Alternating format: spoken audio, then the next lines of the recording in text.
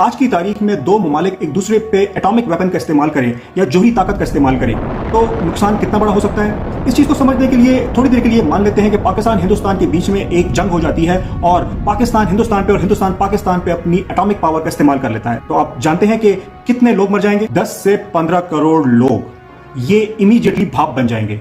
अब अगर खुदा ना खास्ता इस्लामाबाद में गिरता है तो इस्लामाबाद तो वेपोराइज हो जाएगा, लेकिन इस्लामाबाद से आगे कराची तक के जो शहर हैं वहां ये जो खाल है ना आपकी, ये खाल ऐसे गिरने लगेगी। मिनटों के अंदर, चंद मिनटों के अंदर आपके जिस्म पे बड़े बड़े फपोले जो है वो जन्म लेना शुरू कर देंगे। ये जो न्यूक्लियर वेपन होता है, ये आपकी नॉलेज के लिए बता रहा हूं कि जब ये एक्सप्लोड करता है, कहीं किसी भी जगह पे गिरता है, ये एक्सप्लोड करता है तो इसका जो टेम्परेचर होता है सूरज की सतह पे जो इस वक्त टेम्परेचर मौजूद है उससे 10 गुना ज्यादा होता है। समझो कि सूरज जो हमारा है वो ठीक आपके सर के ऊपर आ गया है। 10 से 15 करोड़ तो इंस्टेंट मौके पे वेपोराइज हो जाएंगे, मौके पे मर जाएंगे। बाकी 10 से 15 करोड़ जिंदा लाशें बन जाएंगी, जिनको साइंसी जबान में रेडियो एक्टिव लाइफ्स कहा जाता है। और बाकी के जो 30-40 करोड़ अगर किसी तरह से बच भी गए, वो अंग्रेजी में कहते हैं the living will envy the death, यानी वो लोग मौत की भीख मांगेंगे।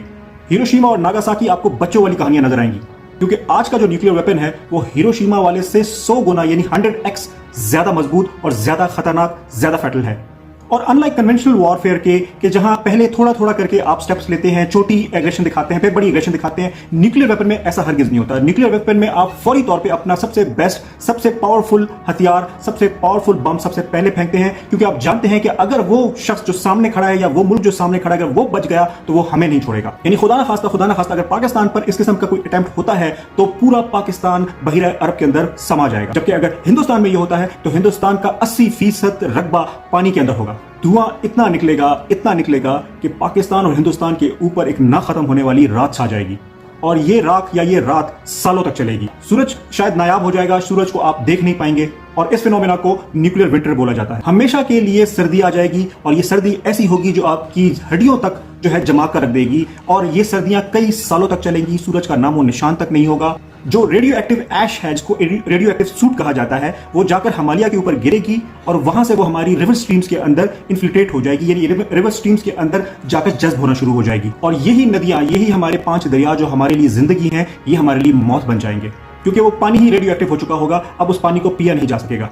जो लोग मजहब के नाम पर ये न्यूक्लियर वेपन्स की बातें कर रहे हैं और न्यूक्लियर ब्लास्ट की बातें कर रहे हैं, न्यूक्लियर एग्रेशन की बातें कर रहे हैं, ये डिटेरेंस दिखाने की कोशिश कर रहे हैं कि उनके पास न्यूक्लियर है और वो न्यूक्लियर का डिटेरेंस शो करेंगे, वो उनको ये बात समझ नहीं आ रही कि ये उनके साथ साथ पूरी दुनिया के लिए सुसाइड अटैक होगा, सुसाइड बमिंग होगी। मैं हिंदुस्तान के टीवी पे चंद बहुत ही इमेच्योर किस्म के एंकर्स को देख रहा था कि वो खिलौनों की तरह बम लेके आ रहे हैं और बता रहे हैं कि यूं बम आ रहा है, यूं बम लगेगा और यूं हम बम मार देंगे।